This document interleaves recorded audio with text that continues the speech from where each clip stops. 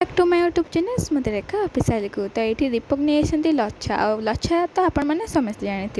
तो ये मु लच्छा या सॉरी मो फास्ट स्टार्टिंग वीडियोटा करने पूरा भूल जाइए, तेणु मुझे कहीदे।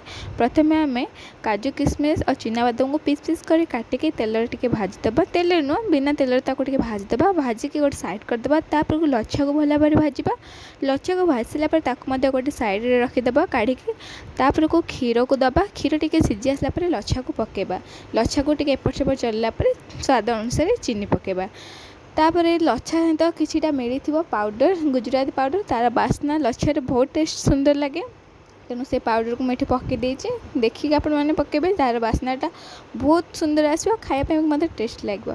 तापर को भाजिक रखी काजू किशमिश चिनाबादाम को आम लच्छा पकेबा, लच्छा पकई सारापर एपट सेपट टी करदे।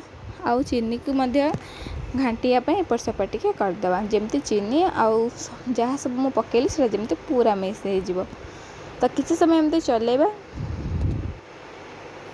तो चलैया पर आमर लच्छा पूरा रेडी हो। तो आपण मैंने यही देखिपे केते सुंदर देखा जाऊँगी, पूरा खायापी तो पूरा टेस्टी। तो ये मोर लच्छा पूरा रेडी हो जाइए। तो मुझे लच्छा को बाहर करदेवी मोर ताटिए। देखो केते सुंदर देखा जाऊँ, तार बास्ना आपण मैंने थे निहाती घरे करूँ, आपण मैंने जापर तार टेस्ट। तो आज वीडियो ये, जदि आप वीडियो भल लगे लाइक कमेंट निश्चिंत करने।